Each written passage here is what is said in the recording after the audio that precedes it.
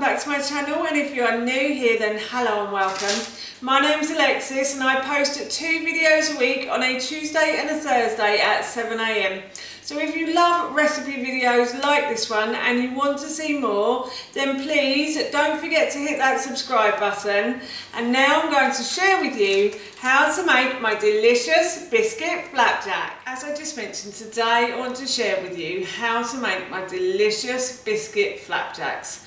Now this recipe is really easy and it's very simple as well. It's a great one to make with kids. My son is at school at the moment, but I have been promising him for the past couple of weeks, I'd say, that I'd make some more biscuits. We had cake to eat up recently and now we don't have any cake or any biscuits in the house, and normally we always have a little sweet treat somewhere in our kitchen. So today I thought I would make him some of these. He really loves my biscuits and he really likes these ones as well. So while I was cooking them, I thought I'd share the recipe with you. So here is how to make my delicious biscuit flapjacks. Firstly, I'm going to preheat the oven to 200 degrees.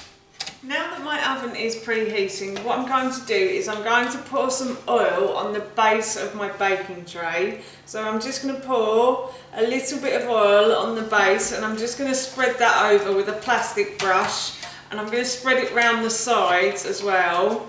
And this is to help the greaseproof paper stick onto the baking tray. So I'm going to put my greaseproof paper that I've pre-cut already into the baking tray like that. And then I'm going to add a little bit more oil to the base of this one.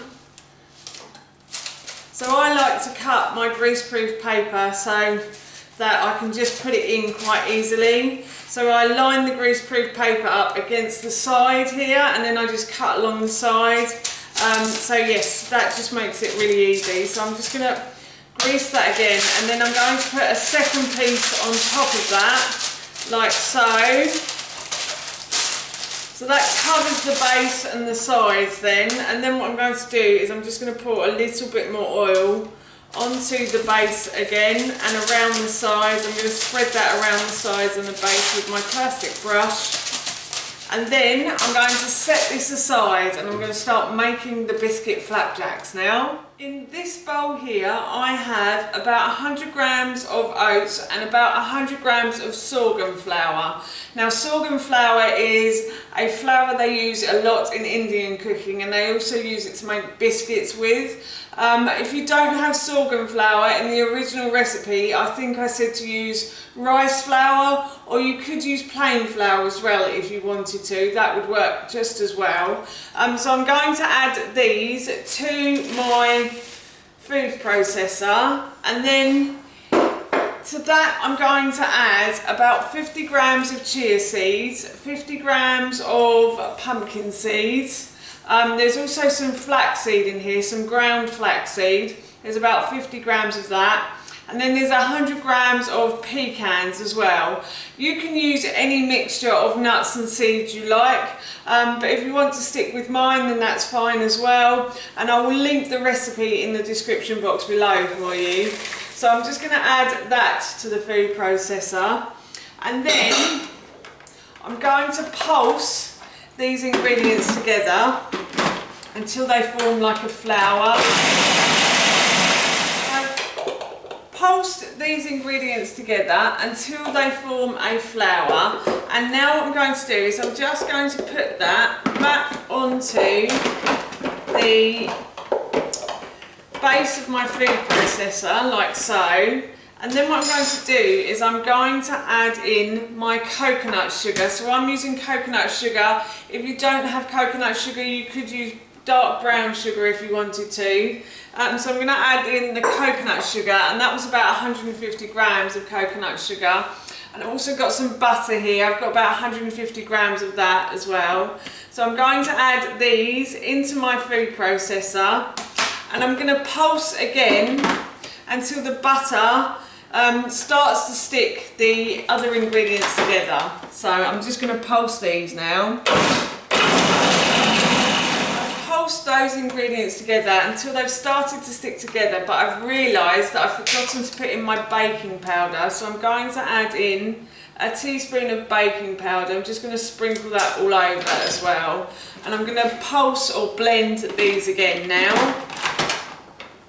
As you can see here, this has started to stick together nicely. So what I'm going to do is I'm going to add, just to make it stick a bit more, a little bit of maple syrup, but I might add it a bit at a time, just to see, because I've poured out 150 grams of maple syrup there, but I don't know if I'm going to need that all. So I'm just going to pour it a bit at a time, and I will let you know at the end whether I needed it all or not. So I'm just going to put these back together again, and then I'm just going to start this off and pour this a bit at a time. So I did use most of the maple syrup, and the flapjack has stuck together. It is like a biscuit dough. It may be slightly wet, but I'm sure it's going to be fine. So what I'm going to do now is I'm going to put this mixture into my baking tray. As I said, I'm now going to put the mixture into the baking tray, and it should be more like a biscuit mixture than a flapjack, like a wet cake mixture.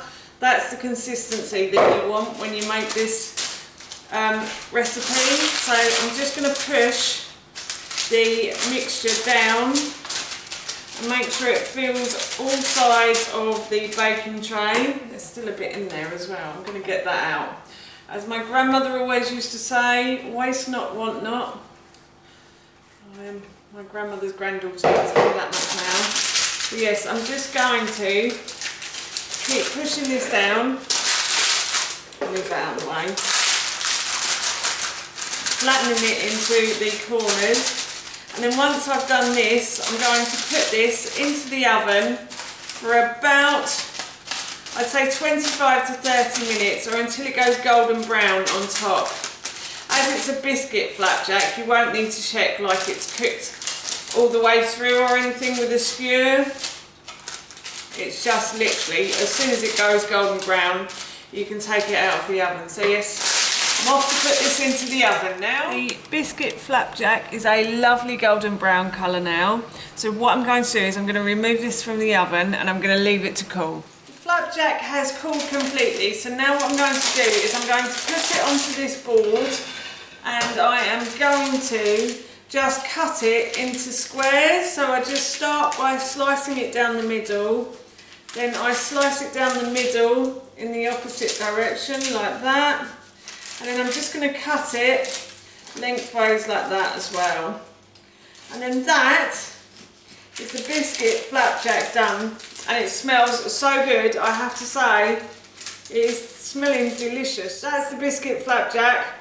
And I'm looking forward to giving some of this to my son this afternoon for his afternoon treat. That's how you make my delicious biscuit flapjack, and that recipe I will link in the description box below for you. As I mentioned earlier, I'm off to give one of these to my son as his afternoon treat, and I'm sure he's going to enjoy it. So for now, that's it from me. Thank you so much for watching. Please feel free to give me a big thumbs up if you enjoyed this video. And please feel free to leave any comments below.